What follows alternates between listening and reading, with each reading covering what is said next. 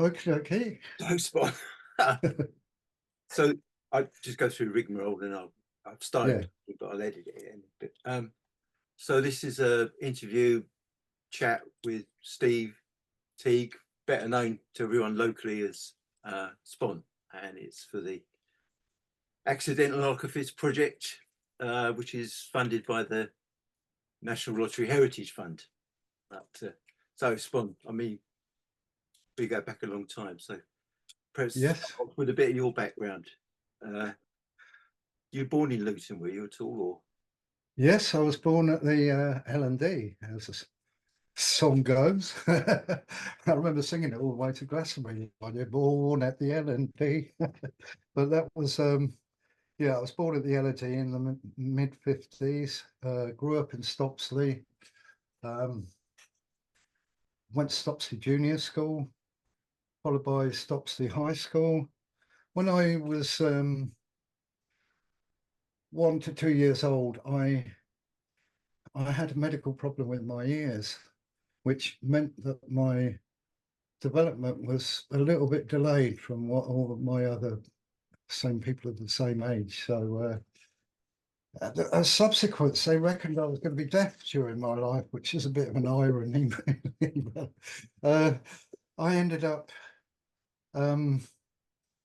getting better from it, but after about 18 months old. So at 18 months old, my development carried on kind of normally, albeit a bit delayed. Now, when I went to junior school, they said, "Oh, we're not going to be able to teach your sons to read and write," to my dad. My dad said, "Nonsense." And he made me sit there until I got it at home. So he wasn't a teacher at the time, but after that, he became a school teacher. So it was anyway, that experience that made him a teacher? Was that experience? Yes, yeah. He said actually later on in life that he'd got the idea. He was working at Scapco's as a ball bearing controller in Legrave Road, and he was looking, by the time of 1969, he was looking for a new job, and he decided to do teachers training college. Now, two things happened. First of all, in junior school, I had a school teacher called James Dyer, who was a well-known local archaeologist. Great teacher he was. Yeah. He's passed away the same time as my father, actually, funny enough. So he was my school teacher. And then in my last year at school, I had Howard Han as I think he was a sports teacher at the time. But he struck me as being a really friendly person. And, he was the sort of person that got to know you and that. And then when my dad went to teachers training college at Puttersbury College, and lo and behold, there was James Dyer teaching the teachers, and he'd been my teacher a few years before that. And there was Howard Han, who was teaching the teachers. That would have been probably about 1970 or something like that, 71 maybe. So when I met my dad down at the teachers training college club room down in Chapel Street, there'd be Howard Han there, so we'd sit there and have a pint together. God, I never knew that. Yeah. That was what Howard became influential with 33, didn't he? In the early days. I don't know if you're aware of that, but yeah. I mean, I remember seeing him around quite often, particularly when the carnival was involved in the early days of the carnival. He was always there in the background doing things, and he was enabling things, wasn't he? I think. Yeah, he was a real kind of creative for somebody who worked in local government at that time. Yeah, amazing. Anyway, when I left school, I didn't really have a career. I was groomed to become an apprentice at Vauxhall's, and I went through all the tech drawing stuff, the set squares and rules and the circles, and we were designing new cars for Vauxhall. But then the final year that I was in school, Vauxhall cut back drastically the amount of apprentices they would about to hire. So I had to find, because I wasn't one of the top students in my school, I had to look for something else. And I had absolutely no idea. I'd given up the idea of being an astronaut a few years earlier. So because I was hungry, the careers officer had a word with me and said, "How about going to Barnfield College, catering?" So I went into catering and hotel management for 2 years at Barnfield. I went through all the exams, and I did chefing, and I did waiting, and then I did the management side of it, everything to making a bed properly. So I did 2 years at Barnfield College, and when Ian Drury turned up later on in the late 70s with new boots and panties, I looked at him and I thought, I know you from somewhere.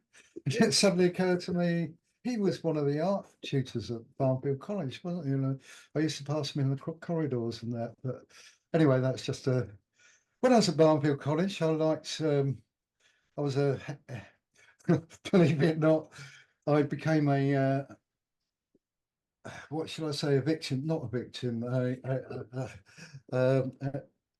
what's the proper word? I volunteered to become a hairdressing student, and I had full-headed hair then. I don't know if that's what messed my hair up. It started falling out soon after. People practicing on you.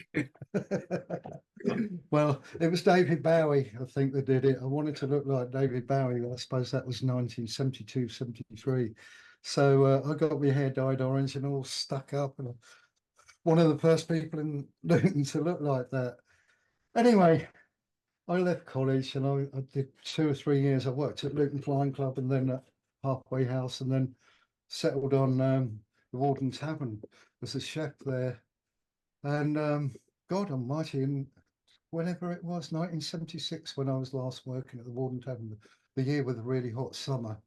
I know that because I opened the pig bins and it was alive with maggots. But that year, I was earning 90 odd pounds a week cooking in that restaurant, and I was a head chef there. Wow. But I was also in a band. I joined a band called Dragonfly with a couple of guys from Studham who went on. That band Dragonfly went on to have quite a few members, including my brother and I think Paul Gittings at one time. Yeah. We went on and we had a lineup change, and then Mark Ridout, better known as Curly, joined the band, and it became a new proposition, the band then. It became kind of rhythm and blues band, and I was playing keyboards. So I learned to play keyboards when I was younger, to backtrack. My parents had got a big upright piano, and I used to sit there all day long and just shut my eyes and make noises with it. I don't know, I love doing that, but I drove my parents mad with it. In the end, they threw the piano and I took it up into the shed at the top of the garden. We annoyed the neighbours with it. But my mum sent me off to piano lessons, and through piano lessons with a little old lady in Putteridge Road, I learned to basically read and write at the time. It's a skill I lost a little bit later on. I wish I'd have kept it up, but what happened with me was I kind of went out and bought all the Beatles songbooks and Status Quo, but that, I mean, Beatles not so bad, but Status Quo was a bit rough on a piano, going down the dust pipe. Anyway, so I had a grounding in piano, went out and got a Farpeace, an ancient Farpeace organ, and eventually a Vox Continental keyboard, the old 60s sounding classics. I wish I still had them today, to be honest, but I had to sell one of them to put out our first record. So I learned keyboards, and I was playing keyboards with Dragonfly, who changed their name to Toad the Wet Sprocket.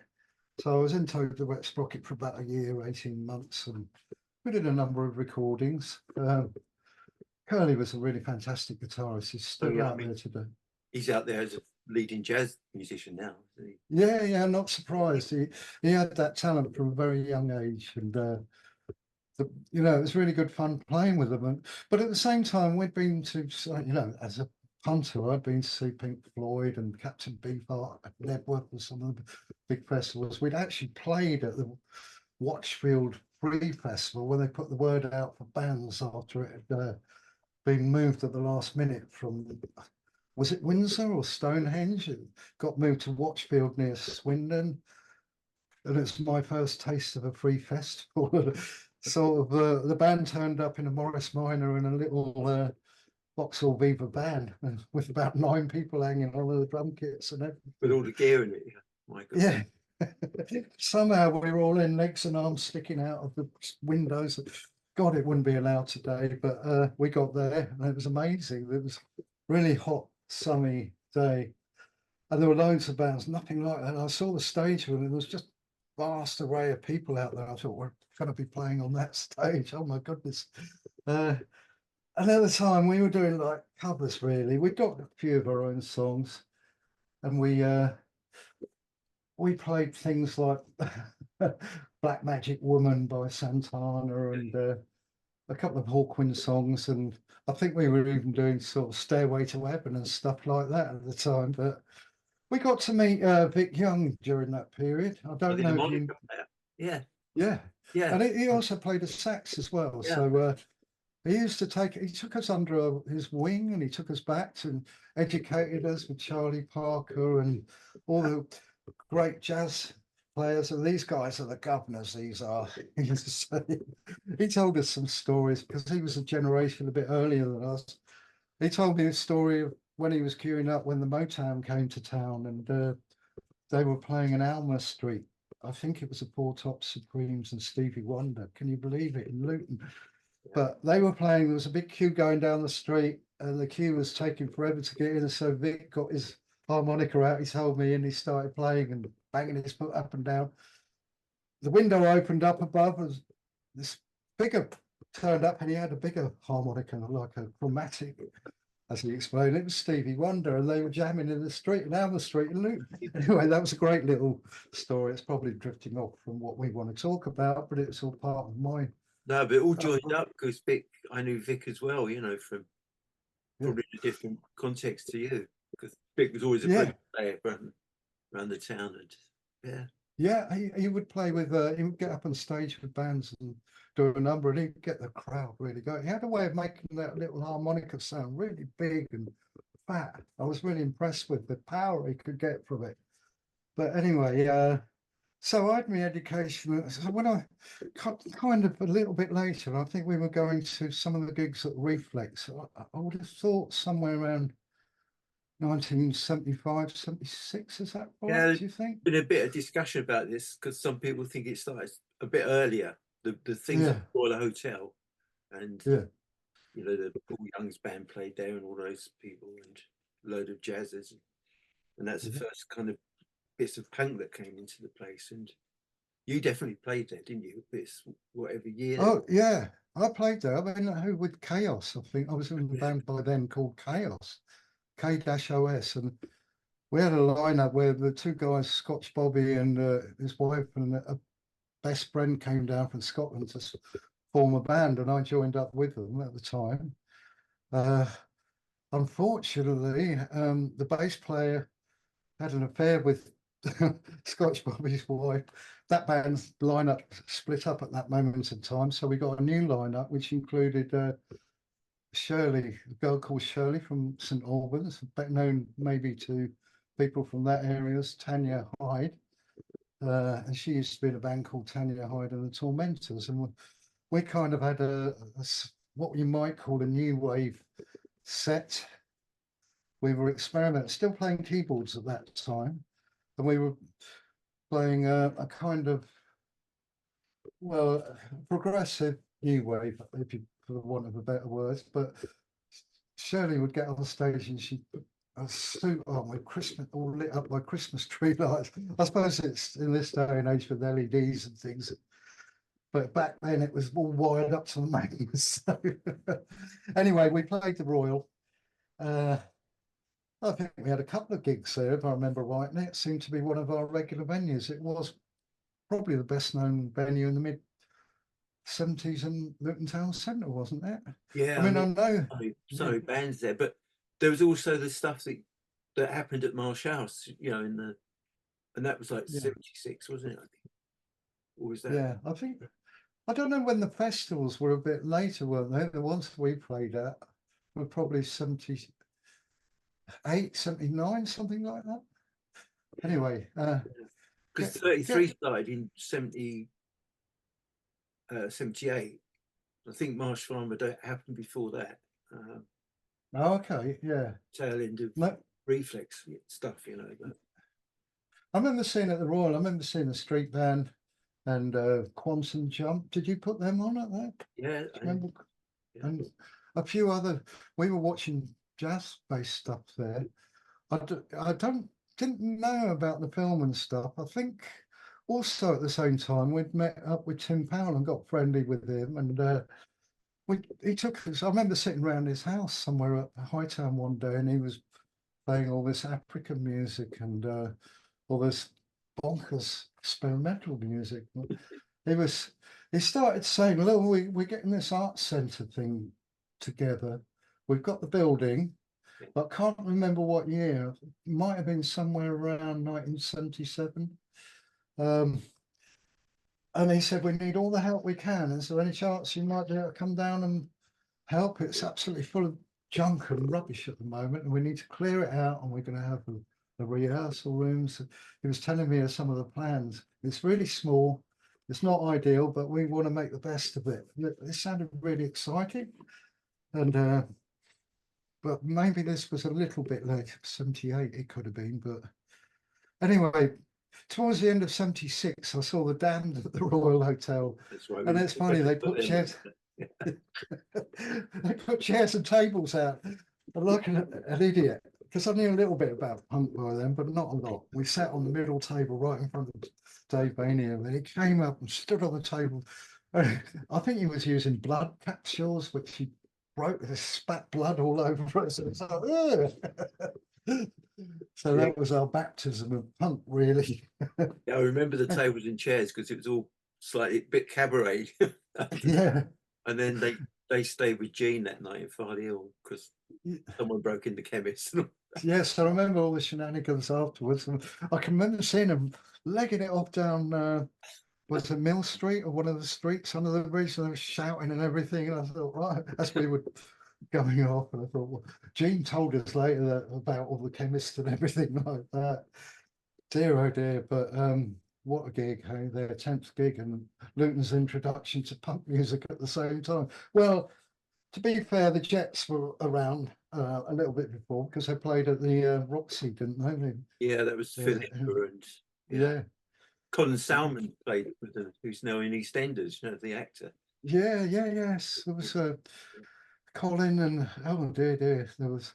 I mean, I got to know the Jets mostly. I mean, with Justin particularly. Justin introduced me to kind of reggae and dub music, which I'd heard a little bit of, but not the hardcore dub music. So punk came in, and its partner was dub music.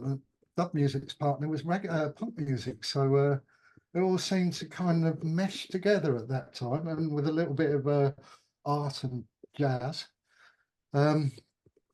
Anyway, we'd got to 1976. At that time, I looked at the band Toad the Wet Sprocket, and I'm thinking, I'm not really a very good fit.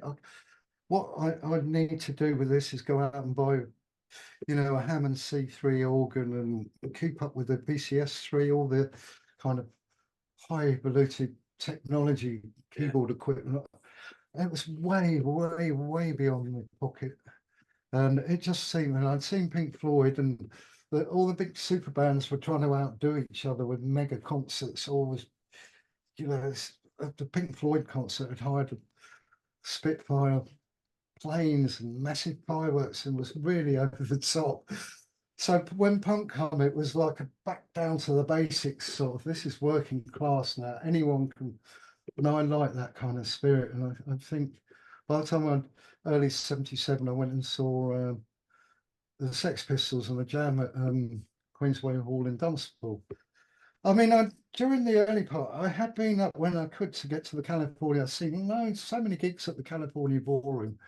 There used to be a bus that took us from Crowland Road all the way to the Windsock, dropped us off there, a pint there when I just turned 18, then a gig for the night, and then the bus would be there to take us all the way back home again. It's amazing compared to today.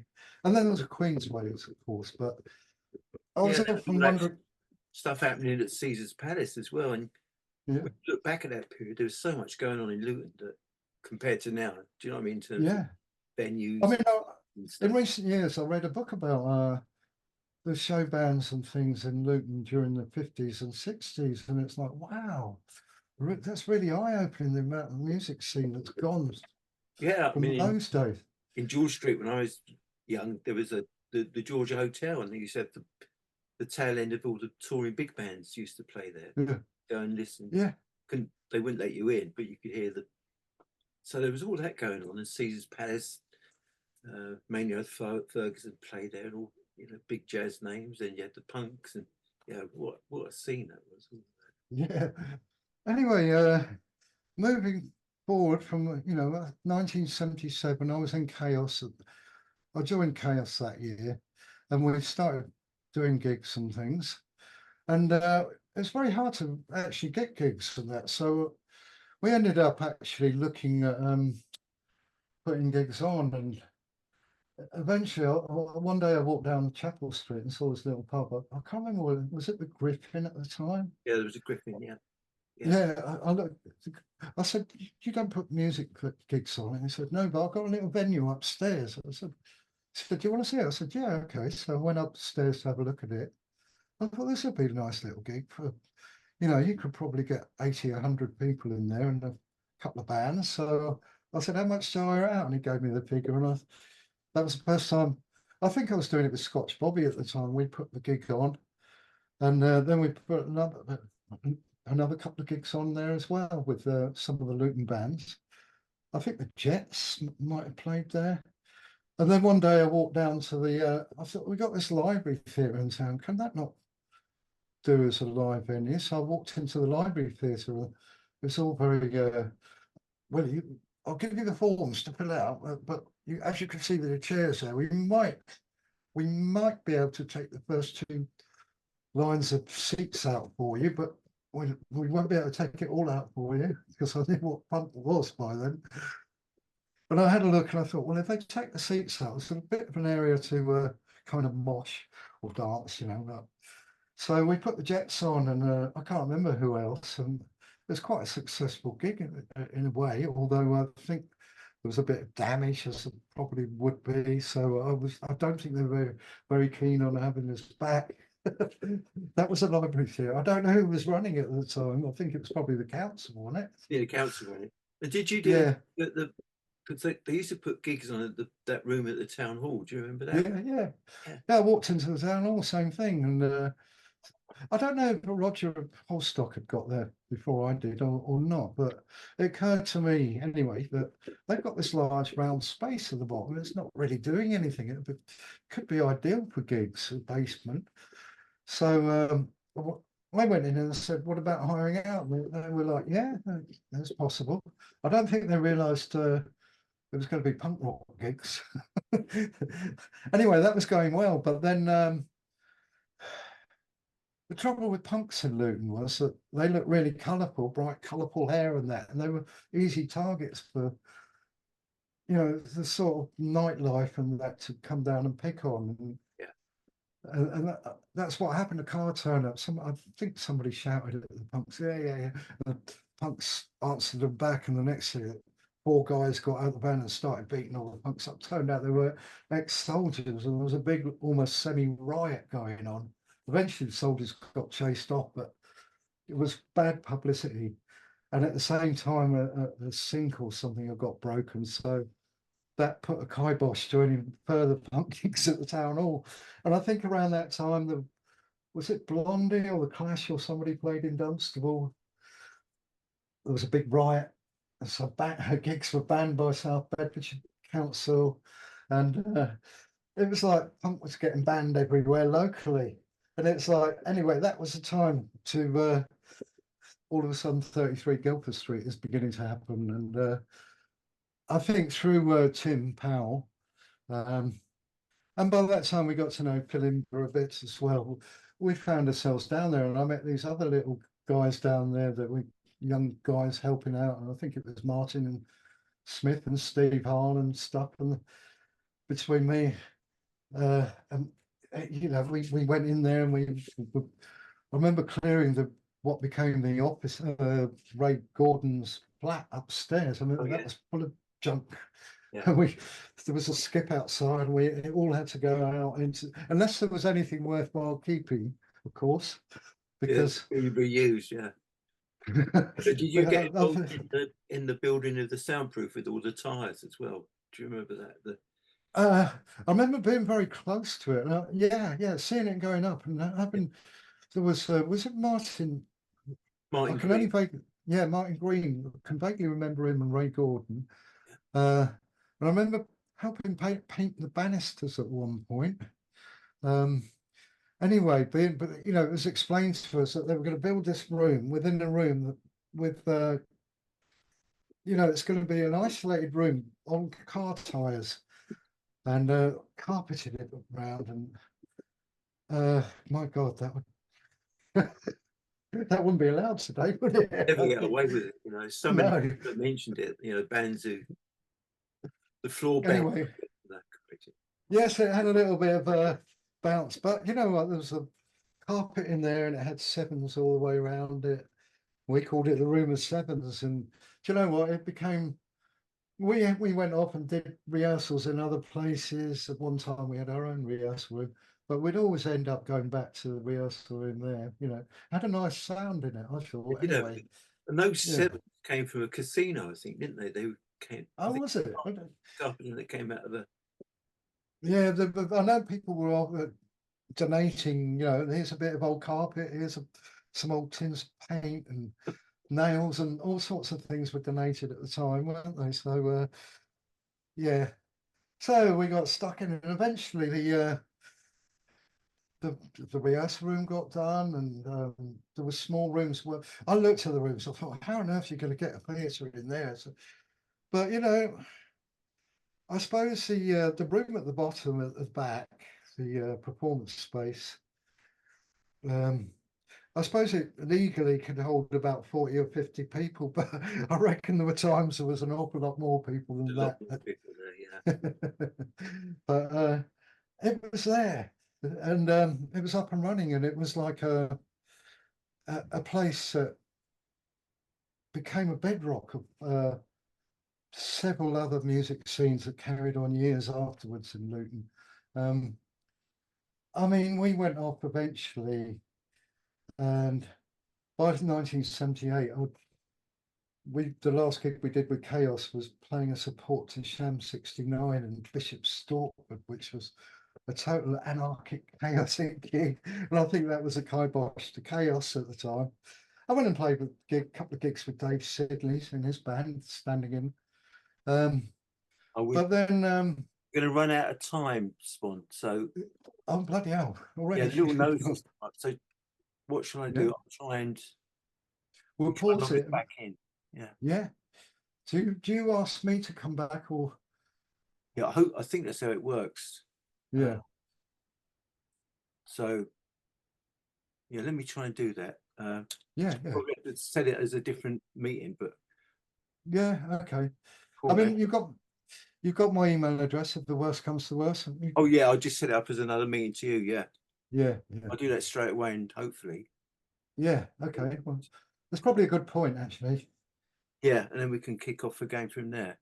Yeah. Brilliant. Hang on, we've got 9 minutes left, so I can edit this bit. Oh, okay. Yeah, so yeah, we'll do another 9 minutes. Yeah. Okay. So at that time, 1978, I finished for Chaos. I've moved in, excuse me, I've moved into a new place well, I say it's a new place. It was in Wellington Street. A friend of mine had to move out because they were going to knock the houses down. He was renting it. And he said, well, you can move in, but you won't be there very long. He luckily found somewhere very quickly to move on to. The house still had another 6 months on it. And we thought, right, we'll for a year or something like that. So me and I think Steve Arlen and a few other people went down to London and bought loads of plasterboard, cleared all the coal out the cellar, and made a small rehearsal room in there. And that became the beginning of the Welly Street. Was it 130 Wellington Street? I don't know. I can't It's remember. like that, I remember it well. Yeah. From there, we set up Plastic Records. Now, we're talking about the beginning of 1979 at that time. I decided to, in order to facilitate a new level in punk, I gave up keyboards. So my own history is of building up, deconstruction, building up again, deconstruction, building up again, and it happened several times through me musically. So I we had this rehearsal room going, and we had these bands, and by that time I formed a new band called Snow White, and there was this Steve Harland's Martin Smith's band was called the Resistors, and they rehearsed at our place. And we all rehearsed at 33 from time to time, but for a year we had access to the basement at our place, and it gave us a time to group the two bands together and to put up all our money. Now, for me, that meant selling my keyboard. There was a guitar kicking around, but it only had four strings on it. So I thought, well, I'm going to move on to playing guitar. I'd learned a few chords before that, but so I ditched the keyboards at that time, sold one of them, I still had the second one. I started playing guitar, so it was a new kind of band. And the first early 1979, we started playing gigs, and then with the Resistors, who were rehearsing in the basement with us, we started doing split gigs. So we'd go out as a package with the two bands, and then we decided, well, why don't we do a package as a record? So we did the split single. That's when I come to sell the keyboard. At the time, it was probably about 700 or 800 quid we needed to raise, which it's not actually that much more today to do a vinyl record, is it? It's probably a few hundred quid more, but well, I don't know, I'm out of touch, but that's about right. It was, yeah, it was very expensive for the time. Anyway, we did what we call the split single, in which we brought out Luton's first punk record. There was a bit of, 33 held the bar now. You were the kind of state in the middle, really. And there was Pilimber and the Jets and the Roger Holstoff and the Friction. And they were going to do the same thing, the Jets and the TVs, they were called. And so the two groups of two bands were racing each other to get the first punk single out. Anyway, that's about that time we met Fahim as well at Barnfield College, who was putting the gigs on there. And also we met yourself, and we were doing the I'm sure we played the Marsh Farm Festival that year. And after that, the time was coming. We had a bit of a drama when the workmen came around to knock down 130 Wellington Street. We didn't even have a toilet. We didn't have stairs going up to the first floor. The first 3 steps were missing. The toilet was at the top of the garden. The roof was in.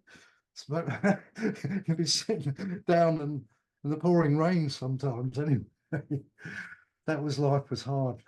And we made a big fuss when the council came round to knock it down. But we knew our time was up. We then decided to go in to get in the shop around the corner from 33 at Matrix Records.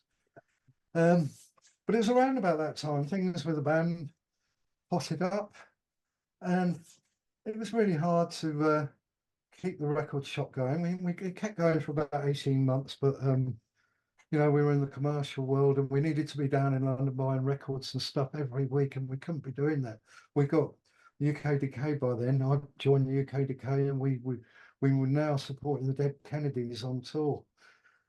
And so by the time late 1980 had come, we'd been on the tour October that year with the Dead Kennedys all around the UK.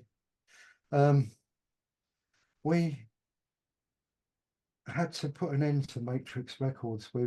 We had a flood. All our equipment was flooded out. There was an issue with the insurance, which meant that we never got any insurance payout, and we had nowhere to go. We were literally homeless again. And of course, at that time, we started using 33's rehearsal room a lot. And we got back into 33, and I think we asked you, yourself or Muddy or somebody, if we could use you as a postal address. Yeah. I've just been looking through. I've got quite a lot of stuff, Paul. I don't know if you're going to be interested from the archives. Yeah, but I need to get down to see it at some point. Yeah, well, there's I mean, I haven't been through the whole lot yet. I mean, some of your earlier interviews I've been watching have prompted me to go looking, and they're kind of boxed up.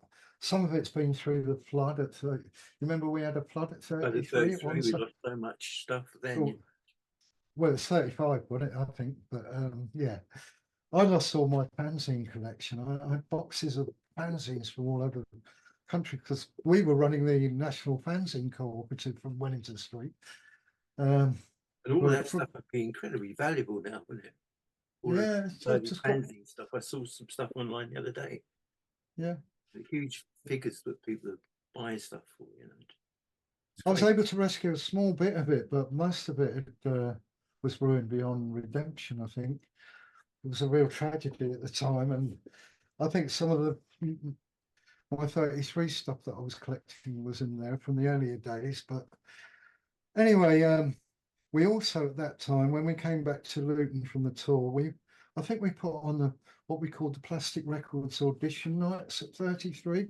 And these were a series of gigs up, if I remember rightly, were they not up on the top floor? Yeah, we did. We did the kind of like what we called the like little posher events that we put upstairs and all that stuff. Yeah, we got away with all that crowd licensing sometimes because big crowds would come down for the gigs, but we added up the capacity of upstairs and downstairs, so you could get 100 people in, and you could argue it was the license that was, yeah. I mean, what? Yeah, the shop had finished. The shop had finished by about the year 1981. We were off UK Decay, that is. We were off all over Europe doing gigs in that period. It seemed like every month or so we were off to Berlin again, and it became quite a regular thing. Incidentally, we had to write a carnet out every time, and I was thinking, oh my God, what a nightmare this is. So I was really pleased. Yeah, I know it's come back. It's awful. Unbelievable. What have people done? Anyway, that's beyond the thing. But yes, okay, so we were playing Europe a lot, and we were getting experience, and we struggled with a bass player, and we had Martin had a stark choice to give up his day job, and he was training to be an architect, and so quite sensibly, really, he carried on with his training, but he had to step back from the band. And we had Lorraine Turvey, the late Lorraine Turvey, who passed away a couple of years ago, sadly. She played bass for us, stood in on the European tour. And then we struggled again. And I remember one day in 33, in the room of sevens, we were sat there. It was a Wednesday afternoon, and we were rehearsing. And I think yourself or Muddy came up. She said, I've got a telephone call for you. I think Abbo went down to get it. And it was Alan from our record company in London. And by that time, we'd sold our rights to Alan from Fresh Records.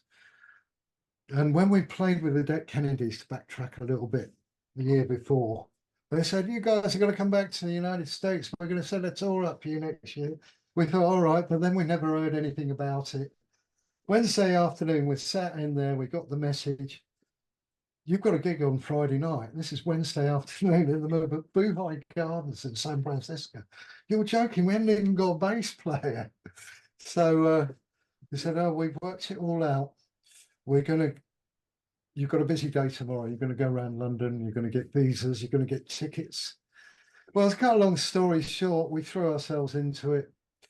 And after a long plane journey, and then the fact that we weren't really prepared and they weren't going to let us in to immigration in Chicago, we didn't have any work permits or anything. We just had one thing, my guitar, that was it. Everything else was going to be supplied. And we nearly got put on the plane back home again, but Abbo produced a credit card and a phone call of some friends that were living over the promoters, basically. And we were there for our holiday. Well, working holiday, unofficial working holiday. So we toured anyway. And when we got back from that, we brought an American bass player back, and we had lots of gigs. We had a UK tour in about 2 or 3 weeks after we got back from America. So we used that time in the rehearsal room to rehearse like mad to get ready for the United Kingdom tour, to get the bass player really in. He was really good. He was only like 16, 17 years old. But the thing is, he did have to go home eventually. So by about May, June that year, we were stuck again without a bass player. And then we were getting pressure from the record company because we were supposed to be doing an album. We were trying to write songs in 33. And then we decided to put up a series of auditions. So we had all these strange people turning up. We'd book the rehearsal room for the daytimes for a few days, and we had people turn up from all over the country to play bass with us. And one of the bands was Crongen. The bass player out of Crongen wanted to join us from Stevenage, and they were doing pretty well on their own right. And I thought, well, why does he want to join us? They were on the front cover of Sounds with Gary Bushell, but they were playing that kind of oi music. But he didn't really gel with this, to be fair. But then the day Eddie turned up, and we recorded all of these people. We had a tape recording, just recorded everything. We recorded a jam session with Ed. And those 3 hours, we got like most of the album recorded. And he just fitted in like that. And all of a sudden, wow, this is the guy we've been waiting for. Come from? Northampton. Northampton. And he'd been in bands in Northampton and stuff. He'd seen us play there. Obviously, back in those days, we didn't have internet. So it wasn't easy for him to find out who we were. And we had kind of done, like what would you call them? SWAT gigs with bands in Northampton. Yeah. I mean, very early, I realised that if you don't want to stay local, you've got to get out of the town you're in and move to other towns and spread the love, the word. Yeah. And to do that, to be fair, we produced a little fanzine. We called it the Sus, and we put all the news and gossip and stuff, and any gigs forthcoming. It was our way of pre-internet of advertising what we were doing. And 33 was always there, photocopiers.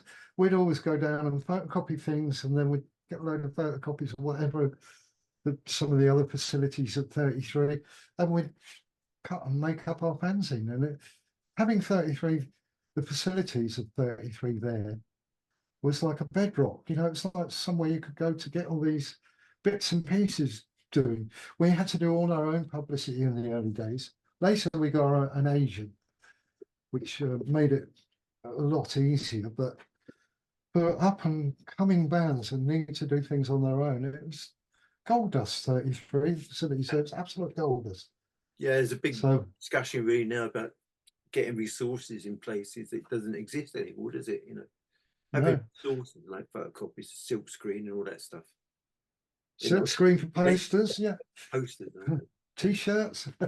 It's all coming back.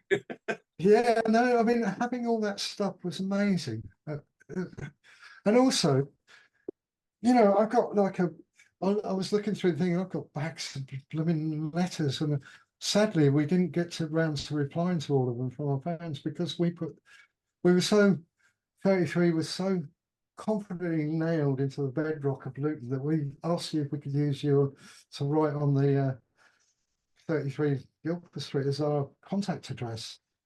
So I remember you coming up to us with another sort of big envelope full of letters that people have written. We did, while we were in existence, we used to make a point of getting back to everybody that wrote, but after we split up, that became, to be honest, I was a bit depressed, and I think the other guys were moving on elsewhere, and my only thing was an ambition to get another band off the ground, and so they didn't get answered. And I've still got those letters. I don't know what to do with them, and it's just almost brings me in tears reading them. But so there's no way I want to destroy them. But yeah, so 33. I mean, if you look at a lot of our early releases, we have 33 Contact, and then even as late as Karma Sutra with their Daydreams of a Production Line worker, they use the 33 addresses for their contact. Yeah. And you know, that says something. I think, looking at that, we had the confidence you were going to be around for a long time, you know, and it felt like you were. And it's like like, establishment in a way, wasn't it? It was yeah. kind of And I was alternative. a little bit. It's every town must have. This is normal. Every town must have their 33 that does this kind of.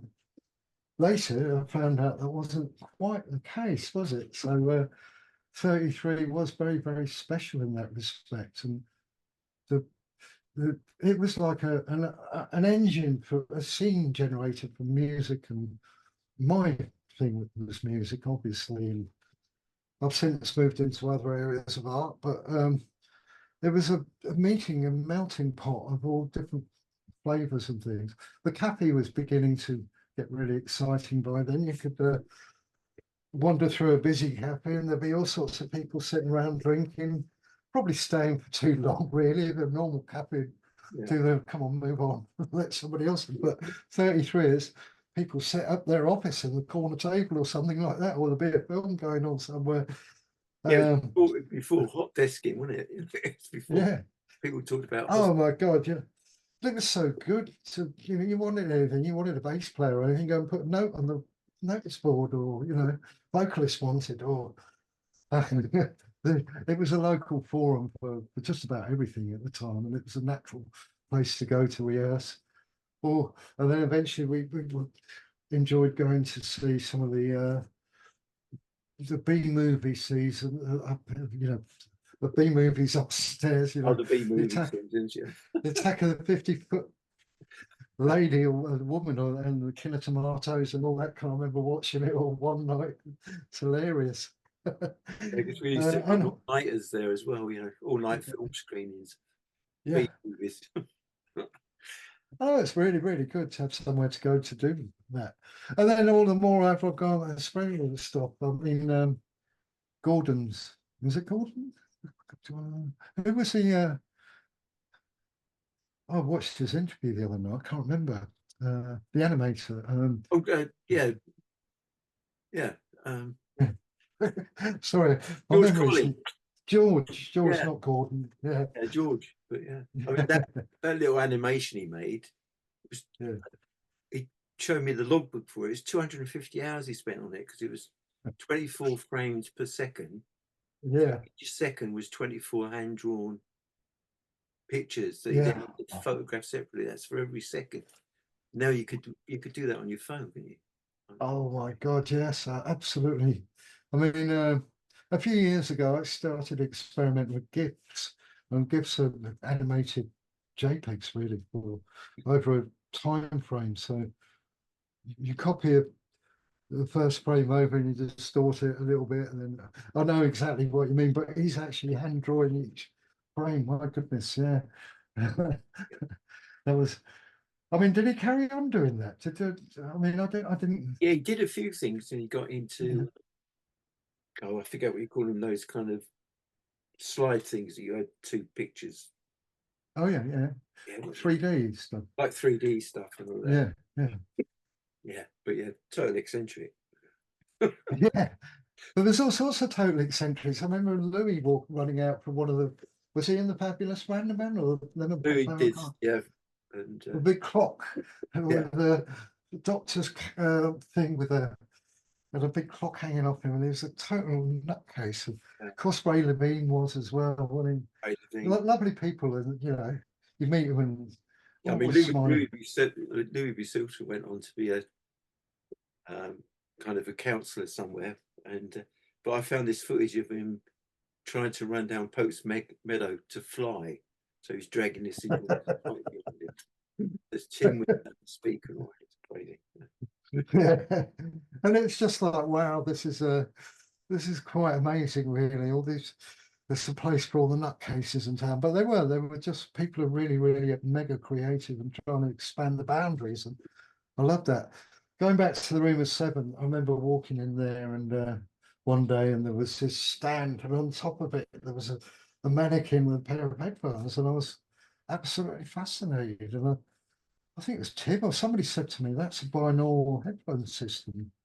So, well, what does that mean? So, well, it's designed to work like, your human head, if it moves around, it records like your ears would hear. It's like, wow. And so we actually did a few recordings on it, you know, and I got some we did a really good jam with New Mania, one of the very last things New Mania did before I joined UK Decay. New Mania, by the way, was Snow White. We changed our name when the record came out to New Mania. Somewhere I've got boxes of cassettes, and I've just got loads of stuff back then, but you know, cassettes now must be approaching 40, 50 years old, some of them, but Yeah, we I got need to get them stuck together, you know, you've got to be careful.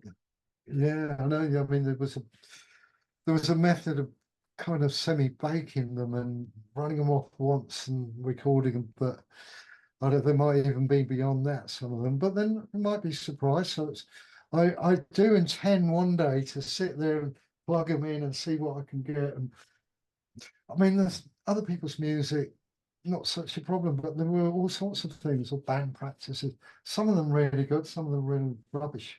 Yeah. But I remember doing some amazing recordings on the binaural. Whatever happened to that in the end, Well, you know? funny enough, because that was a really advanced with its time, that binaural. Yeah, I think it was JVC, I think, that brought that out, yeah, from what I can remember. And then a few years further down the road, I always remember Dave Worcester. You remember Dave ran the yeah. studio, and he said all Neumanns from Germany had brought out a kind of Yeah. very sophisticated binaural system. And Dave recorded a sort of like a 90-piece classical orchestra in Oxford, just with Yeah. a set of these really upmarket Neumann binaural, and they still had the same system on their head, you know, and it was unbelievable. You could hear everything. You could almost hear people breathing in this huge orchestra. It's incredible quality. Yeah, absolutely amazing. Well, I mean, we got some really amazing recording. At the end of the day, you might have loads of speakers with a modern 9-to-1, 5-to-1, or even 17-to-1 sound system, but you've only got two ears. Absolutely. I mean, commonly today, I use plugins and have got binaural settings. You know, wearing these headphones, you can, one of them you can move around, but these are all modern plugins that are emulating the older functions, which seems to be the way that technology's gone. We used to try and do some of these things the old hardcore way. Yeah, the low-tech way, you know, to get around. And certainly when things became more expensive, we all did. We looked for cheap ways to do the same thing. Yeah. And then Anyway, well, yeah, go on. I was going to say, but you segued from that into the studio, didn't you? Doing all that work. Yeah, well, you see, when I joined another band when UK Decay split at the end of '83, and as I said, I went through a few months, 3 months of depression and like wondering what the hell to do, and then I picked this up off the floor and formed a new band with two guys out from Harrow and got a drummer from Doncaster. It was very difficult because we all lived so far away. But the next 2 years we did recordings and gigs. Never had quite the same magic as the heyday of UK Decay with Ed Branch on bass. The band was called In Excelsis, and at that time, one of the things we got out of the band was a Porter Studio, 4-track cassette, which used metal tapes. And then, if I remember correctly, somebody at 33 had a Porter Studio as well. So for the odd times, I would take the 4 tracks of recorded music, which I've probably recorded either at 33 or at home at Beechwood Road at the time. And what I would do is, you know, the old-fashioned late 60s style, record the 4 tracks into 2 on to the second machine and leaving the other 2 tracks for bass and voice. You know, that's how we had to work that. So in between 1984, 85, and then 1989, that's kind of what I was doing. And through that, I recorded Click, Karma Sutra, Party Girls, Passchendaele, a number of Luton bands. It was always hard work with a Porter Studio. You get a good sound, but by the time you bounced it down a few times. It's beginning to lose a little bit. And I remember you saying to me one day, we got plans to do a studio here.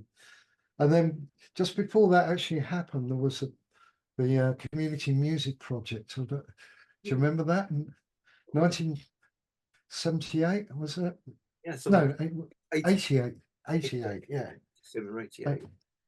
And you said to me, look, why don't you come and get involved? And it was an MSc scheme called Community Music East. Yeah, that was Ben Hyam. Yeah, Ben Hyam and I think Maggie Nichols, and it turned out John Stevens and various other people. I mean, Ben Hyam had a colleague, I can't remember his name, but anyway, so you said come in on the Porter Studio side, but when it come down to it, that position got offered to Martin Parpit, and I was a little bit like, oh, okay. But then I understood why, totally understood why, and I'm thankful of it. I went on to the normal community music team, a little bit unsure what was going to happen, but it was based at 33. And so the day it all started, we had our, getting started sessions, paperwork and all that. I've forgotten what you call it now, but and then we were with Rodney Artman. Do you remember Rodney Artman? Yes, and there was Rodney Artman was one of our tutors, and I think Ben Hyam came down, and we were trained on all these what they call search and reflect music techniques. Yeah, and it was like, whoa. And then 2 or 3 weeks in, we were all sent off in a minibus off to Letton Hall in Norfolk, and there we were set to have a week, 5 days of training. And what we were going to do is bring that training back to Luton and use 33 as a base, and then outreach out to various, like the probation centre and different places in town. Kynwyn was the local leader of the project. Rodney Artman was, he'd been through Community Music East, as far as I could say, knew all the techniques. The day we set off for Letton Hall, it's very early in the morning, and I remember all of us got in the van. It was probably about 7:30. We had to be there by 10, so might have even been earlier than that. By the time we got there, we had Pauline Bunyan's 4-year-old housewife, and she was absolutely, for some reason, she went into a giggling fit, and her laugh was so contagious. We're all in the back of the van laughing our heads off. And we got there, it was all right, okay. The first thing they had us do was split up into big hall, and with several other groups from Peterborough and from Ipswich and Norwich and Boston or somewhere like that. All these groups converged for this community music week of training. And what they did was they split everybody up in a long room and said, right, choose a partner. This is an icebreaker. Bandages around there, put a noise between you. You and your partner need to make a noise that's just unique to yourselves. And then you stand in a line on each side of the room, and then you get down on your hands and knees, and then you whistle or you do what your noise is, and you try and find it. We were in stitches again. And I thought, my God, we're getting paid to do this. It's ridiculous.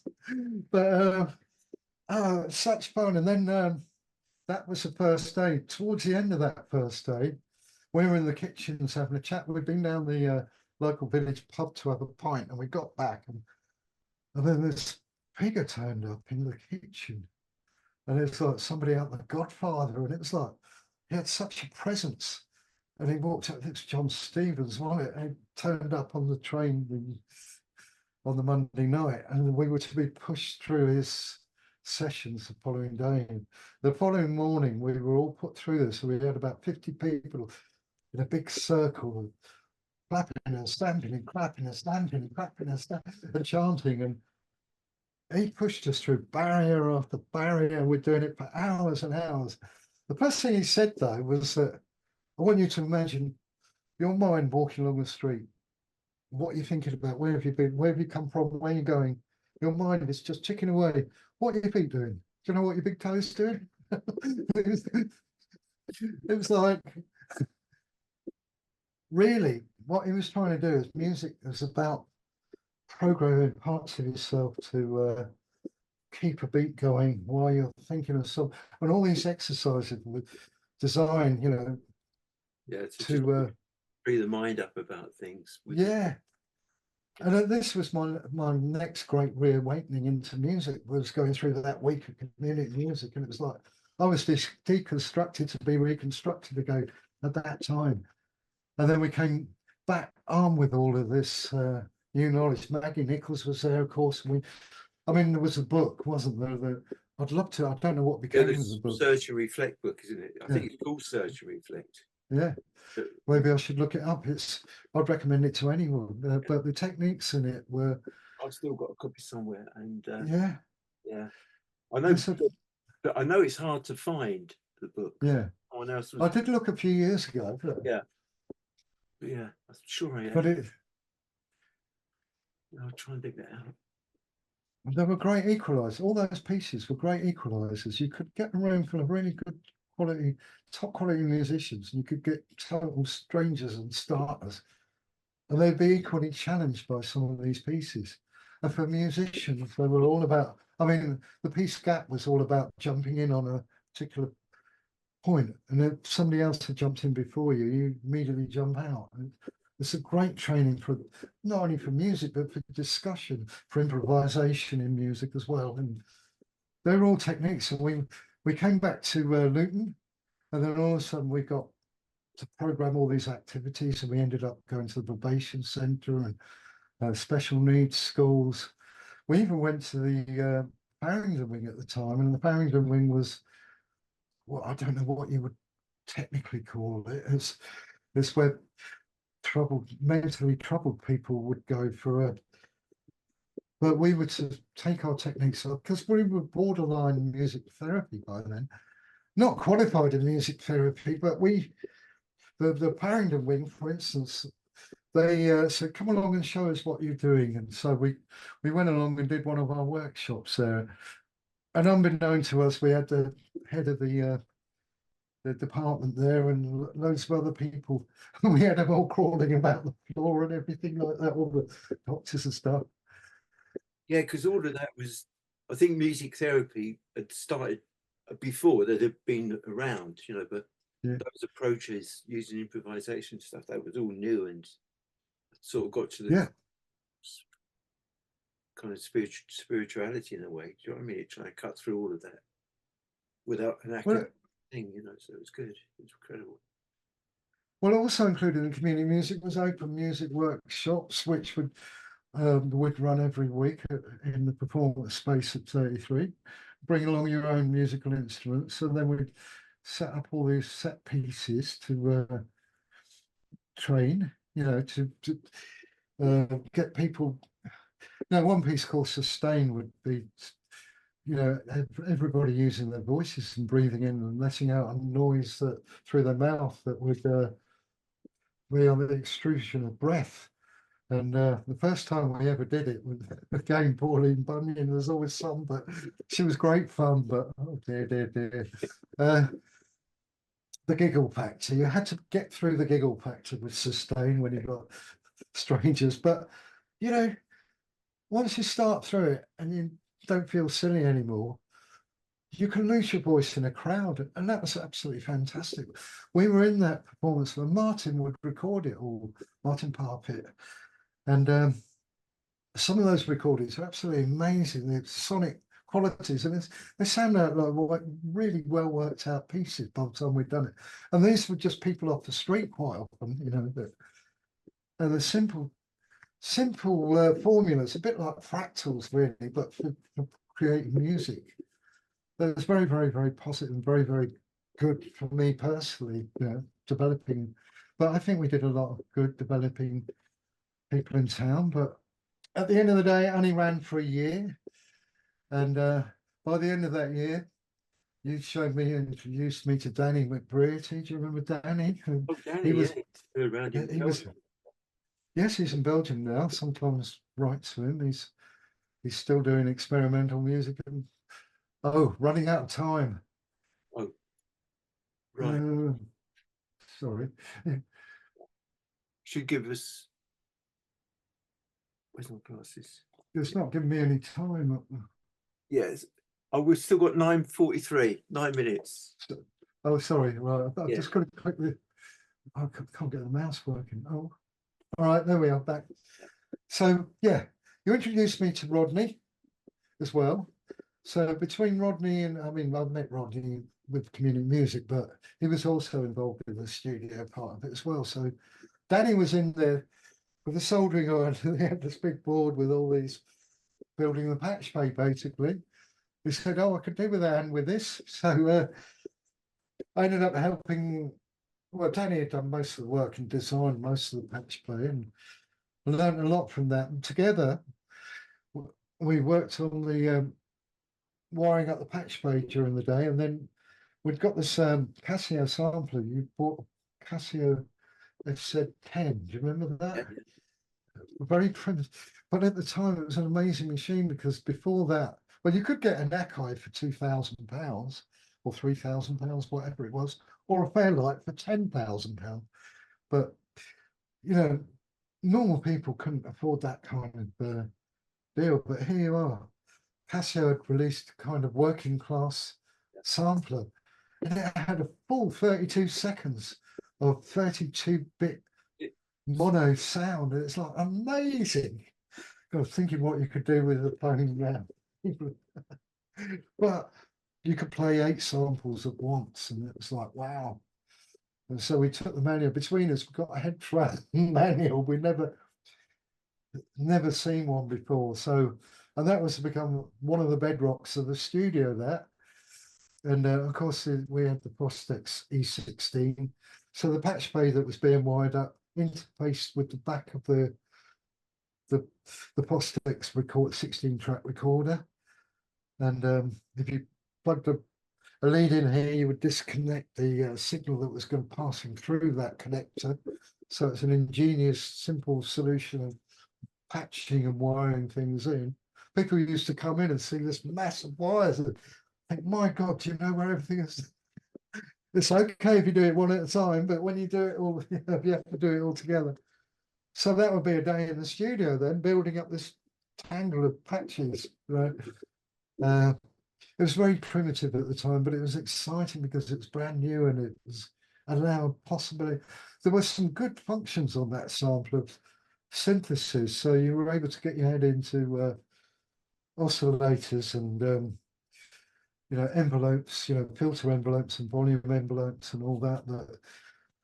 But at the same time, we were carrying on some of the community music work. I mean, we did carry on for a period afterwards, and we used 33 as a base, but bit by bit, it was hard. And I think I'd worked a lot in 1989 on the Click tour, which went on forever and ended in a bit of a disaster at the time.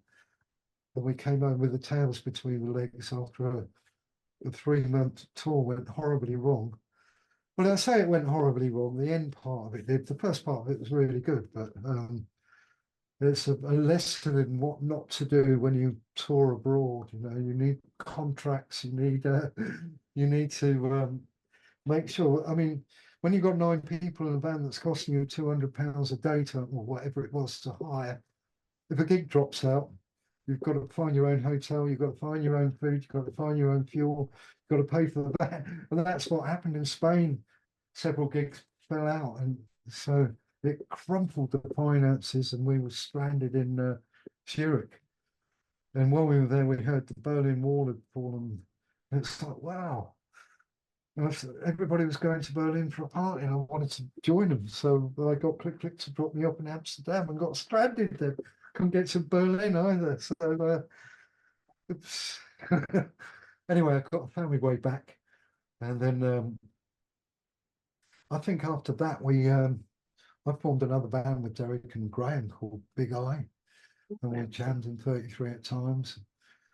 And really, I got involved with the studio more in those years. It seems a bit hazy now, but there were all sorts of people.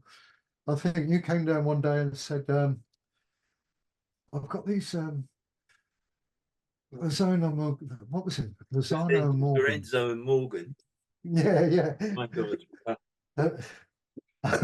And Oh, they were such good fun to work with, but really passionate musicians, particularly as Lozano. But they both were. The Jonathan Morgan was like a progressive jazz guitarist, acoustic player, whereas Lozano was trained flamenco player, wasn't it? Classical flamenco.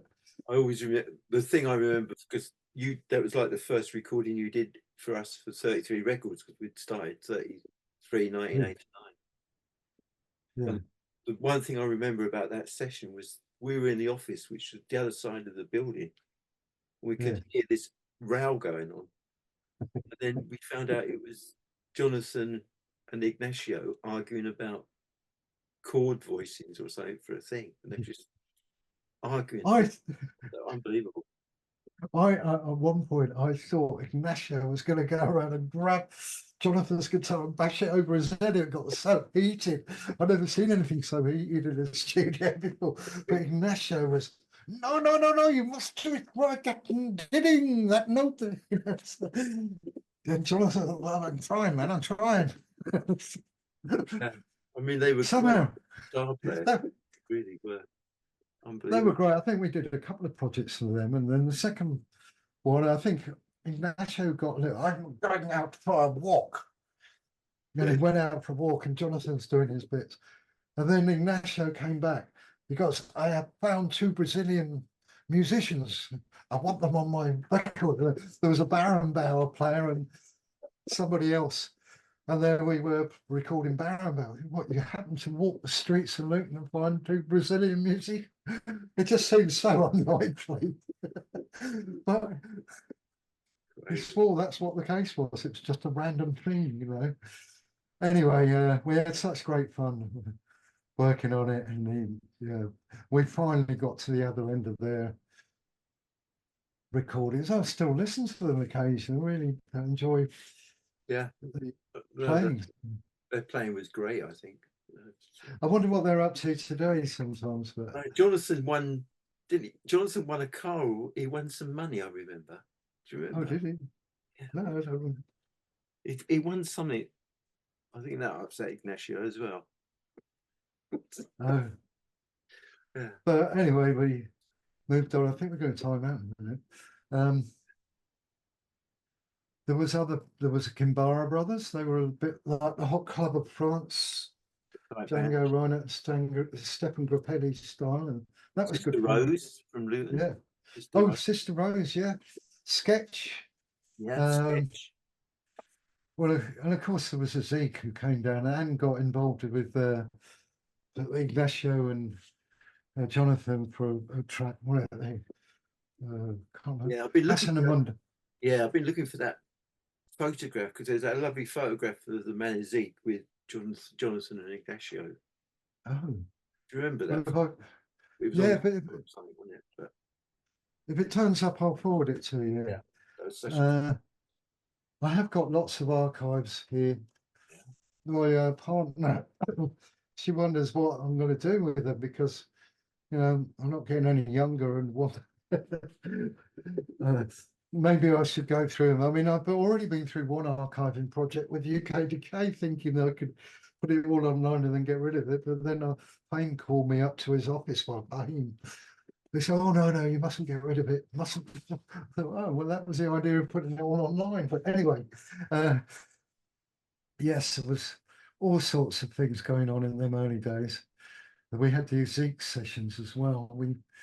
Who would bring somebody different every day. And then another day, Mrs. Biswas brought in this young chap, Ahmed. Oh yeah. He said, "I want you to work with Ahmed and make some nice records with him. We would like a record with him." Okay, fair enough. And so that was it with Ahmed. We had the end result of that was the ultimate Ahmed album. Yeah. And in that time that we were working with Ahmed, he brought over these Bangladeshi musicians who, and I was going through all the quantize, playing, trying to quantize. Oh no, don't quantize it. No, wrong. And I said, oh, okay, maybe it's a groove quantize. Oh yeah. We had that. I've got loads of stuff, to be honest. I mean, I don't know if you got this for your exhibition. Yes, got that. Yeah, they got that one. Yeah, for this one. No, I can't remember seeing that. Well, maybe I can post some to you. I mean, Yeah. this is more of a, there's a few pages of it. One of the courses we ran. Obviously, you got that one, but yeah. You got, And of you haven't course, got, you haven't got a scanner, have you? I have. It's I've had so much fun going with scanners, but I think I'll probably get it going.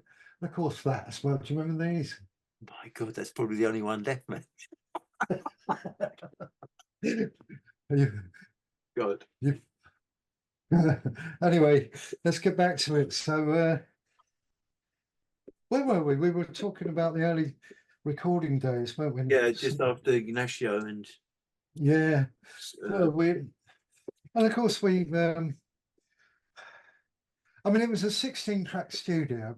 It was very small. We had a limited budget for equipment.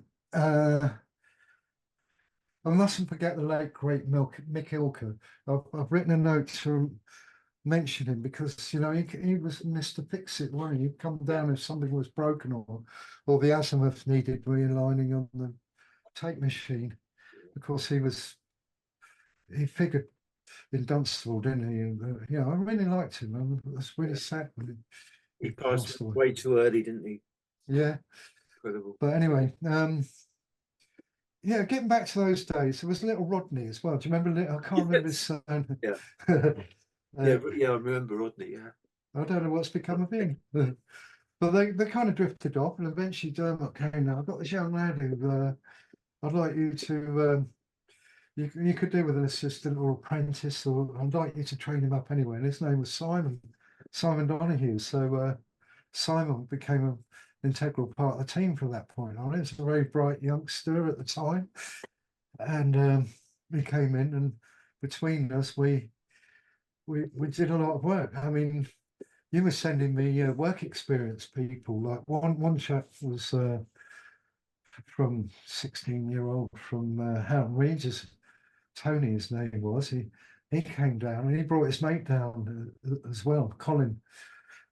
And Tony was sort of keen to learn all of it. They're all into music and dance music, which was breaking, talking about 91, 92, something like that.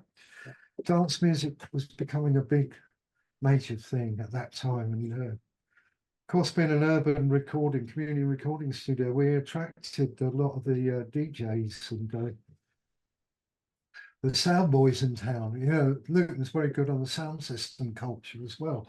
With at the time, I think there was Love Light Sound, and there was pockets of people like Bigger Dread and Federal Billy, and the big people wanting to play, and they come down with a reggae record which would record, and that it would be like just the bass and the drums, and then they would toast over the top of it. And then they would take the recording on a DAT player down to London and put it on a plate to play on the sound system for the night.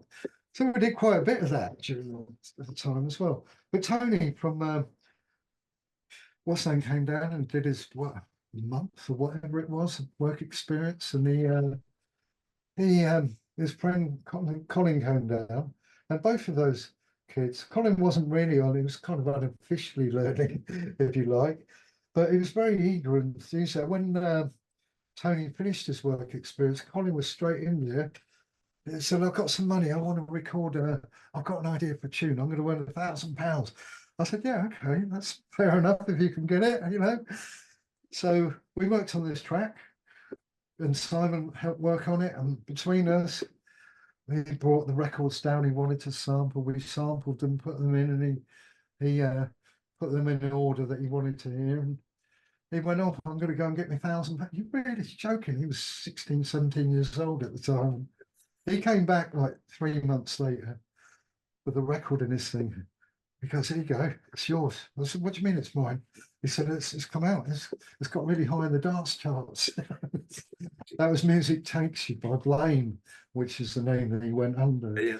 And he'd gone to another studio, Rob Playford in Stevenage, who liked the mix. And he said, I tell you what, we'll do that, and we'll do 3 other mixes, and we'll put it out on a track, which is what happened. And it got It's still a classic today, an old banger.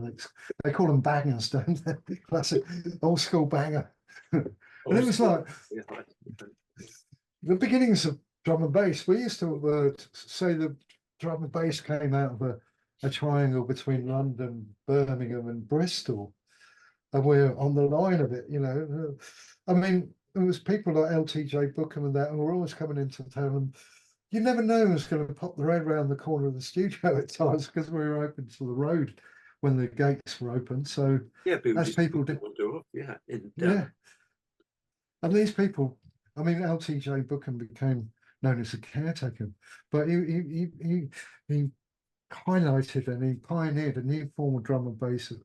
At the time, it's called intelligent drum and bass, and whereas all the other stuff was a bit whimsical and high. You know, you remember Jason, for instance, he'd love all that high, high squeaky samples they used to use, but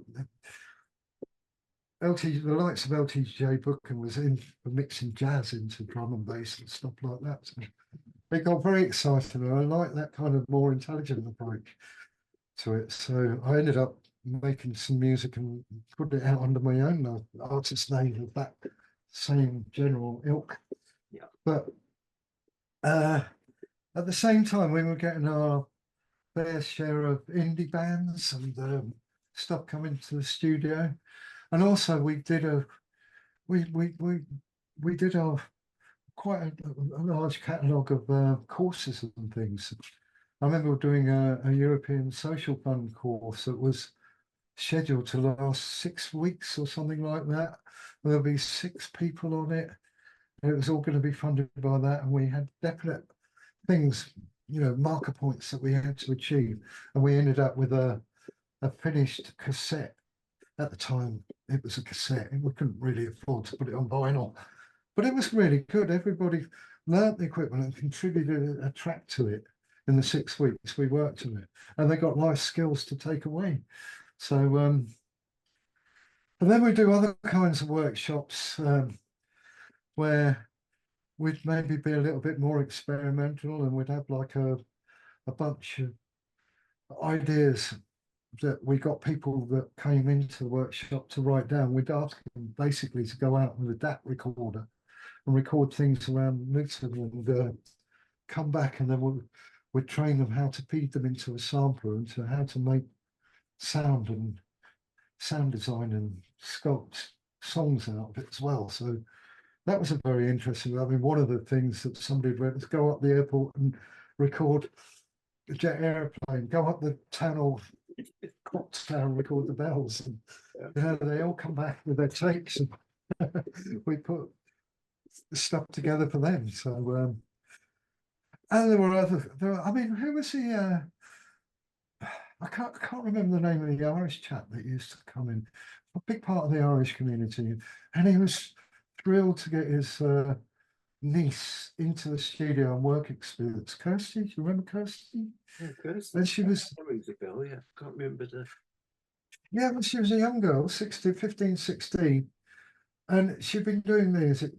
She was, you know, she could read the dots and write, and she came in the studio, and I set her up on Cubase, and she wanted setting up on the score in it. So my knowledge of that wasn't as good, but she soon got her head around it. And she was, and the time I was in the cafe having a cup of coffee chatting to some other people who wanted recording, I went back into the studio and she was putting together a Mozart piece on the computer.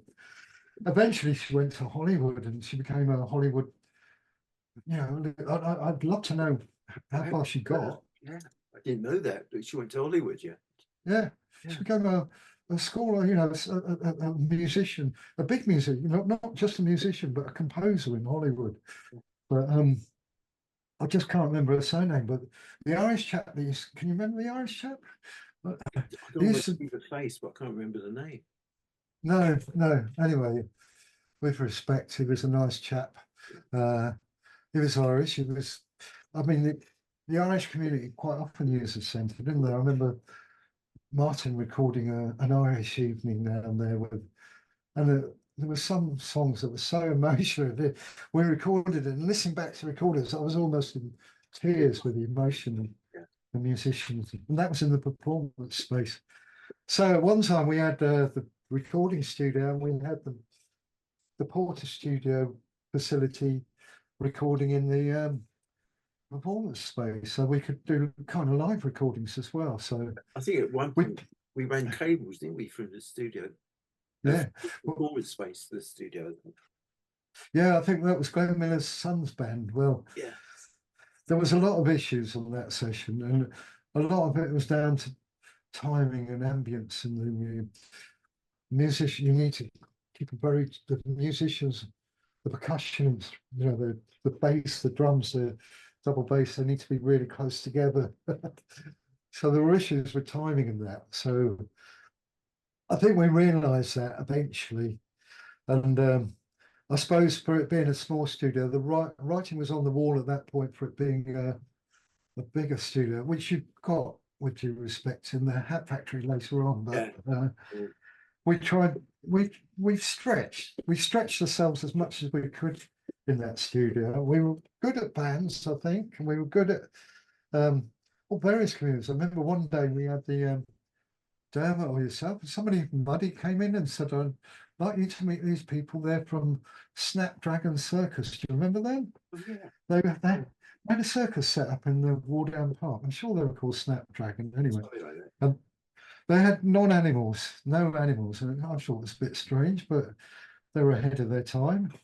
And it was all down. They wanted music recorded for their circus performance, so we spent a week in there recording some of their tracks. You know, they had musicians on board, and it was a really good project to get their heads around something different. I remember recording Bronwyn and Geddes and Muddy. the dance topics. Yeah, we did some music for the dance studio. There's all kinds of Dermot have come down. We need a little bit of music. And can you work with this and just get into it?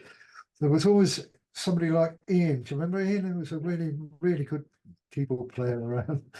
And then you had. In fact, it was Ian who worked for a circus as well, wasn't it? He went off to work for a circus. Oh, did he? Yeah. I don't. We were trying to think of his name the other day. I couldn't remember his surname, but for a period he was quite a fixture at 33. Later, after Martin left, we had Clive. Do you remember Clive in the performance space from Bedford? It was great fun, Clive. We had some good laughs. He was a technician, and he did a lot of the technical stuff with performances and that. Probably only for a year or so, but well, of course, I remember the cafe, and on Sunday I'll be the only one from the regular unit quite often working in the studio, and there'd be Gerald in the cafe with the art first Sunday of the art. Yeah. And Gerald would be like, "Would you like a cup of tea? I'll make you a cup of tea." And he'd come in with a cup of tea and a saucer and 2 biscuits. So it was so sweet. Yeah. I mean, I heard on one of the things he's passed away. I suppose it must some time ago now. Janet Palmer and stuff, you know, there was also, she was a writer, it turns out, and I've got all her books. She signed them for me, and all sorts of people that passed away. It's really sad, you know, going through this project, find how many people.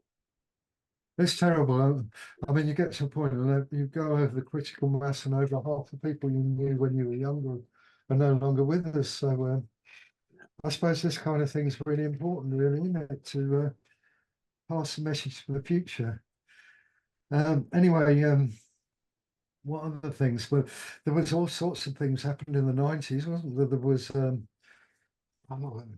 I suppose, would you say the heyday was from 1989 to about 10 years, that next 10 years? There was all sorts of things going on there. The People's Show, of course, the People's Show. I remember them doing one of the latter ones down the river behind us. Whatever happened to the chair in the tree? Do you remember? Oh, no, yeah, I remember that. Yeah, chained up. And then well, they used that for something or other, didn't they? I wish I had my camera now. Anyway, did you get mixed up with the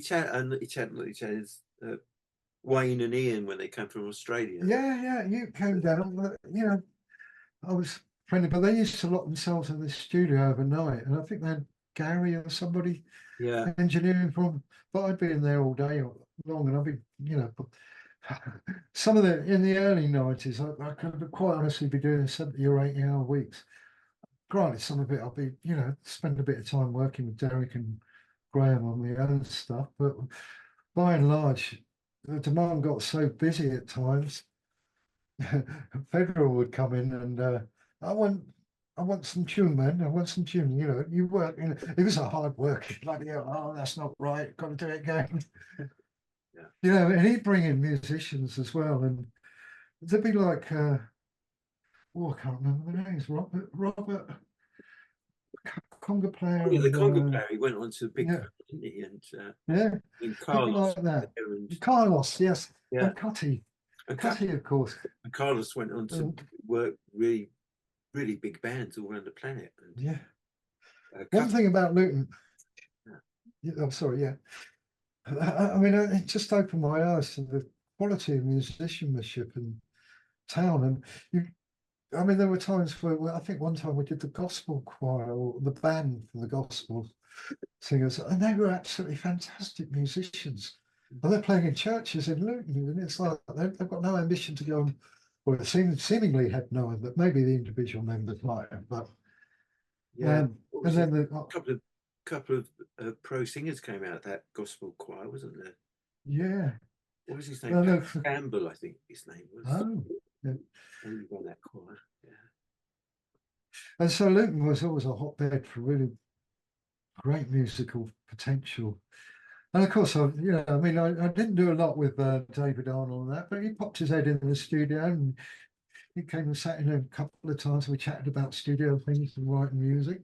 And he introduced me to his mate Danny at one point. And that was it. I didn't think nothing of it until Judge Dredd came out, and then I heard it all. And I watched Dave's interview, and I thought, bloody hell, God! I mean, he did the music for the Olympics, didn't he, as well? He was the MC for. Yeah. I remember watching a documentary about it. He's in a central place, queuing everything up. So, anyway, what an amazing character! He was so understated as well. Yeah. I mean, he came into the centre just to do drama at the beginning, you know. Yeah. Then he got involved with Danny, and he was in a band and started writing stuff. Incredible, wasn't it? People that came out. Yeah. And then there's people that hung about. I mean, when Ahmed was recording, Federal came in one day, and Ahmed said, "Oh man," and they worked on a song together. And there you got, in 1992, you got a Bangla dance track with Bangla singing and Federal toasting over the top of it. Yeah. Afro-Jamaican, Bangladeshi, British. He wanted the kind of British dance beats, but with, and we called it Bangla. But Bhangra was already around at the time, but at the time Ahmed did it, there was nobody in Bangladesh doing that kind of thing. He wanted to hijack me and take me over to Bangladesh. He says, "I'll treat you well in a big studio over there and you'll do really well." I thought about it, but you know, I wasn't quite ready for the shifted life at that time. But he made the hour. Sadly, he came back a year or two later and said, "My album's done really well, but so it's been copied and it's all been bootlegged and it's sold all over Bangladesh, but I haven't got a penny for it or something." No, we traced a bit of that, didn't we? And made huge amounts of money, and you hadn't seen any of it. And, I spent 10 years living under the town hall, and the quarter of an hour bells have finally got to me. Anyway, I had to get out.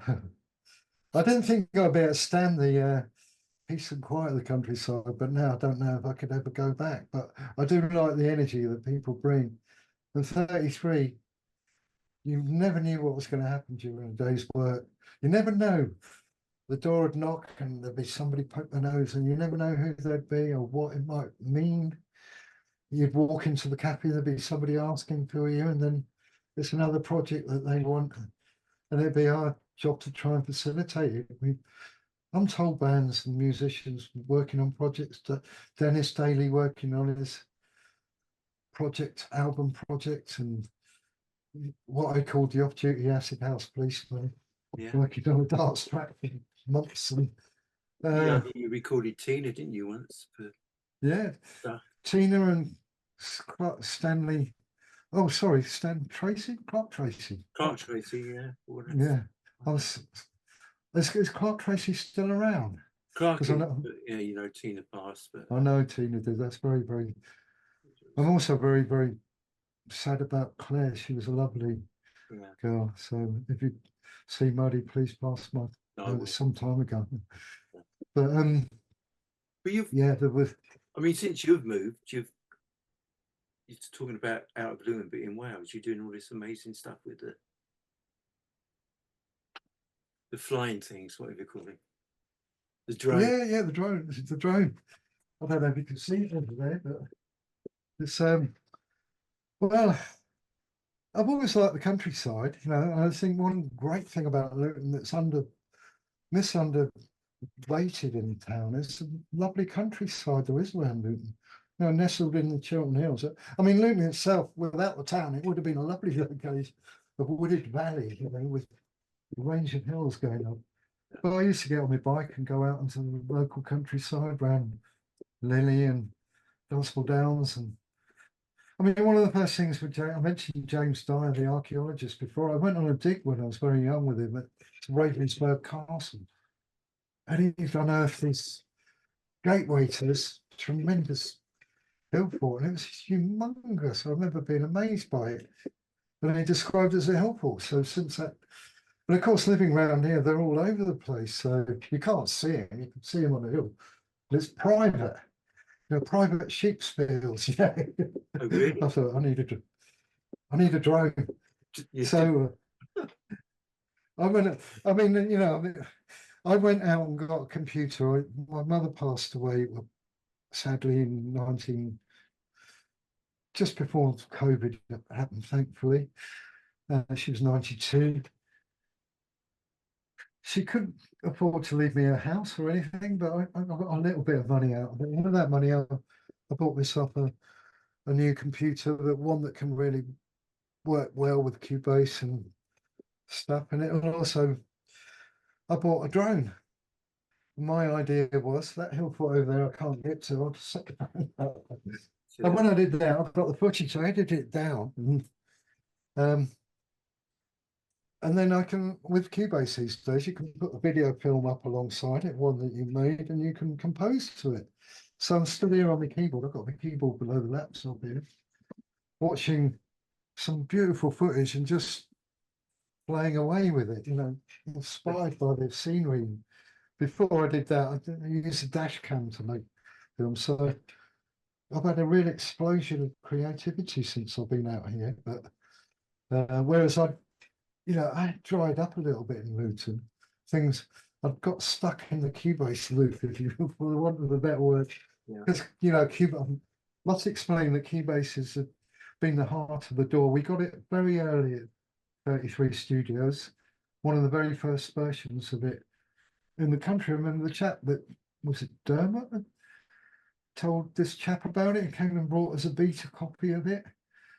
And we had the Atari ST 1040, was it? Or 2040, I can't remember now, but it's an antique now, probably in a museum. Must have been really early version of Cubase, wasn't it? Yeah, 1990 that was. Oh my God. And we've been running it since then. I mean, yeah. So yeah, I mean, it's just wonderful to, I put them up on YouTube, get a few hundred people watching them sometimes. But it's just I love doing it. And I'm doing it because I love doing it. It's my way of expression. But probably for a limited amount of time as an artist, I'll move on to something else.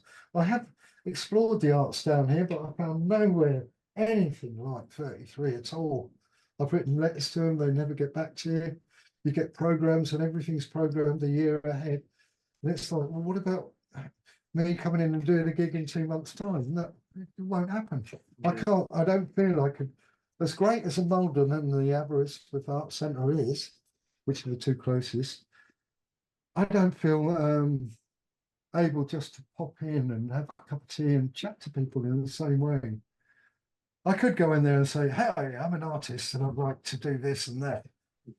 But I'm not that kind of person. I'd go in there, have a cup of tea and tentatively meet people and then maybe get chatting to them. And Yeah, then make, still it's old school, but it's still the best way forward, isn't it, with things, yeah. creativity, meeting people. 33 was perfect place for that. You go in there in the day, if you wanted an artist to do your CD cover or something, I think like somebody like Tony Hupp or Huey Byrne there, or other artists. I mean, there was Adam before, wasn't there? Yeah, Was it Adam Geary? Was it? Adam Geary, Yeah. and There's all sorts. He was way ahead of his time as well, wasn't he? With Oh God, yeah, with his all Photoshop. photo montage. Yeah, I remember him showing me Photoshop, and I said, "Well, that's kind of what you're doing, isn't it? Yeah, with photos." So, well, it's digital now. So, wow, and the world's your oyster then. And he's done some. I've seen some of his work. Absolutely fantastic. But he's very shy. Some ways like me, like a lot of other people. And of course, 33 have given him the wings that he needed to express himself, as they did with so many other people, in the past. Not without criticisms, 33 in its time, but he made the best of a hard job and pioneering, pioneering of the community arts way of life, which we kind of took for granted. And sadly, it's played its course and it came to its end. Well, I suppose that was about 1999, was it? We couldn't. 2000 was like the real Yeah, issue. yeah. I mean, we'd been in there. I remember going into gyms next door. The architect, there was Dermot, yourself, and me, and we were like looking at the knocking down 33 and 35, and the space that would create going back to the river would make a nice space for a 400 capacity venue, and yeah, we had some music. we had all those plans drawn up, and then Yeah, the money was and in place, but the council wouldn't grant us just a lease for 20 odd years, whatever it was. And that's all it. And then that would have been a proper, studio bill for venue for the whole works. So the politics amount of time. way, Yeah, there was a huge amount of time and energy spent on redesigning it. Yeah. We all spent time on it, and Jim, particularly the architect. Yeah. I was gobsmacked by that big printing machine he had, like a giant roller with a thing going up and down. I've never seen nothing like it, but he's rolling out these patterns, prints of architectural design. Then the day came and we got the bad news that that wasn't going to happen. Oh no, the council, was it something to do with they wanted to open the river out to make it an entertainment area or something? No, there's a lot of different politics about it. And, anyway, they're opening the river now, but not behind where 33 was. It's still a building site. Yeah, I know it is. I've seen it on Street View, and I've heard it on some of your interviews as well. But so that wasn't to be. So then the word went out that we all's not lost. We could go into this new building called the Hat Factory, or an old hat factory on Butte Street, and so we went in there. We went in there with chalk, with Jim, with chalk and string and tape measures, and measured up the top floor. That's what that design there is about. We kind of penciled and then got a little bit further along the line of, we started getting excited about what a great venue it could be, with the basement could be opened out and there's your 400 capacity venue, nice, compact, good size, and then other floors. But then the incoming council had other ideas of what they wanted to do, and we all got, as Mick Young would say, the bum's rush. Excuse me. Yeah, there was no sense about any of that, because what eventually happened is they lost the community that we'd built up, and then it became kind of admin, top down, and it was so sad. And then instead of talking to local people, not necessarily us, but other local people, they brought in consultants from out of town. And the old consultant thing again, yes. God. We couldn't possibly be good enough ourselves, could we? You know, they have to put somebody who's degree qualified, and we all learned things as on the fly, you know, in the real world as we went along. You know, I spent a lot of time studying back then on the job. You know, personally, I would be pouring through Sound and Sound and the books and the manuals about studio recording because I didn't go on any courses to learn it. There was a course up in Manchester and another one at Richmond, but they were way too expensive. They were way beyond working class capacity to pay for. But really, I think the 33, the whole 33 idiom was, but it came from the bottom, and it was ordinary people, ordinary, mostly working class people, but not exclusively, doing things for themselves. And as you said in one of your other interviews, Eastern Arts wanted a bit more control over it. So I guess it had to move in a trajectory towards it. And realize that, we all realize that, we all learn on the job with, you know, nowadays, if you wanted to do anything, you'd be expected to go and get a degree in music technology or sound design or one of the media courses or something. Everything I've learned has been on the fly. Yeah, I've had to learn. I use Cubase and I use DaVinci Resolve now for my video editing. And you know, when you talk about the early low band pneumatic in the video, this is just so miles above that. Everything is in Ultra HD, and you know, all the effects you've got laid out in front of you in your hands, and you've got AI being able to track moving objects to either stabilize and fix them or to put tags and names over it. So I've learned a lot about video editing in the recent years. I'm working on, this summer we went to a festival, and it was a music festival. Somebody spotted me drone footage of some of the Cambrian mountains near here. So can we use your footage to advertise when we're doing an arts festival in the mountains? Well, it turned out to be a side trance festival. And so we drove up this mountain road behind Lachendewy Brevi, about 6 miles deep into the Cambrian mountains in the middle of nowhere, literally cut off from the outside world. And at the end, this track, this farmer and this promoter had arranged a music festival. And we got there and spoke to the guy, and he said, yeah, you can put your drone up, and if, by the way, here you are, you need a couple of these tags, and go and get me some footage. And I said I'd do some footage for him for next year's festival.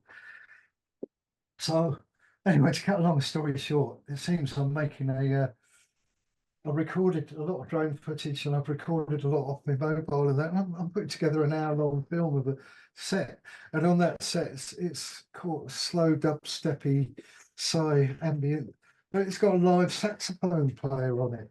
Ooh. And it's really good, this sax player. And you know, I thought I've got to do justice, so I'm working on that. And it's you know, you say George spent 250. Well, I worked out last night, spent 120 hours on it so far, and it's no end in sight.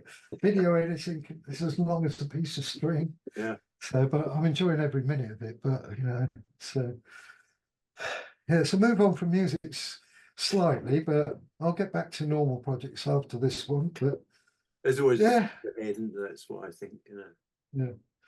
Recently, though, we had a big hiccup here. The car that we've been driving and thought we were going to be all right for the next few years suddenly died on us, and electrical problem somewhere. So we were without a car for 4 weeks. And then finally we had to decide to go and spend the last of the savings and the last of the money when my mother left me, etc. And go out and buy the new, can't live here without a car. Just can't do it. The nearest shop is 4 miles away. And that's just a little corner shop. The nearest Aldi's or Tesco's is 20 miles away from here. Where you near Carmarthen, is it? Is that the biggest place? Well, no, we're in, if you can imagine, Lampeter. And if you know where Newquay is or Cardigan on that coast, we're inland, midway in between. Wow. So you need to come down the coast road and then turn inland about 3 miles and you get to us. But on the other hand, we're 7 or 8 miles from beaches and sea.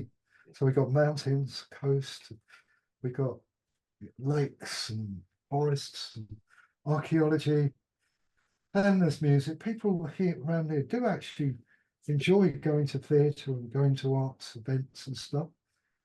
Every little village and town has got its own theatre group and stuff, but it's not the same as what Luton was.